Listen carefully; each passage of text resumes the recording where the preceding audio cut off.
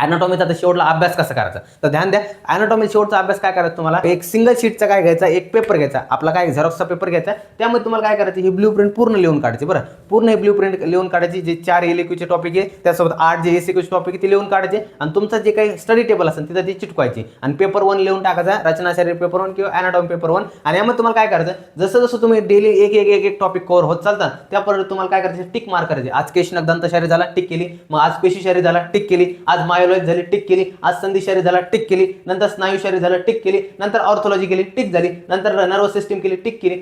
असं करता करता तुम्ही टिक टिक करत जातात तर तुम्हाला दिसत जाईल दिवसेंदिवस आपण किती प्रोग्रेस करत चाललोय. त्यासोबत आपले किती टॉपिक रिमेनिंग राहिले, आणखी आपण किती टॉपिक कव्हर केले, तर तुम्हाला एक आयडिया येऊन जाईल. आणि त्यानुसार तुमचा आरामशीर अभ्यास सुद्धा होऊन जाईल. जसं माणसाचं काय होतं, टॉपिक क्लिअर होत चालतात ना, म्हणजे कव्हर होत चालतात, तर तसं माणसाला कॉन्फिडन्स येत चालतो की नाही माझ्याकडून होणार आहे, मी करणार आहे, माझ्याकडून होणार आहे. तर त्याप्रमाणे सांगतो तुम्हाला अशा प्रकारे सोपं, यामध्ये अवघड काही नाही. सुरुवातीला तुम्हाला एलक्यूज टॉपिक कव्हर करा आणि त्या एलक्यूवरून तुमचे 5 एसक्यू सुद्धा पेपर 1 चे कव्हर होणार आहे ॲनाटॉमीचे.